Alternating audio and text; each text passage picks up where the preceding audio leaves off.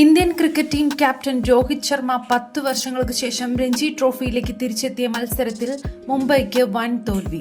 നിലവിലെ ചാമ്പ്യന്മാരായ മുംബൈക്കെതിരെ 5 വിക്കറ്റ് വിജയമാണ് ജമ്മു കാശ്മീർ നേടിയത്.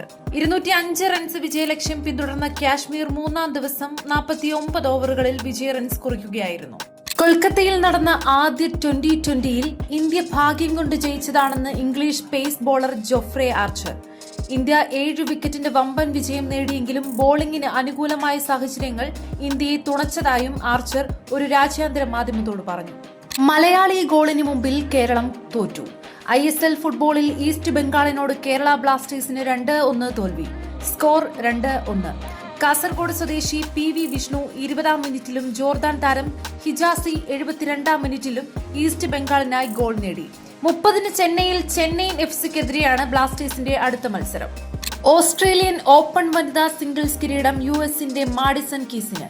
വാശിയേറിയ പോരാട്ടത്തിൽ നിലവിലെ ചാമ്പ്യൻ അരീന സബലെങ്കയെ വീഴ്ത്തിയാണ് US താരത്തിന്റെ കന്നി കിരീട നേട്ടം. സ്കോർ 3-6, 6-2, 5-7. തുടർച്ചയായ 3-ാം കിരീടമെന്ന ലക്ഷ്യവുമായി എത്തിയ സബലെങ്കയ്ക്ക് കാലിടറുകയായിരുന്നു.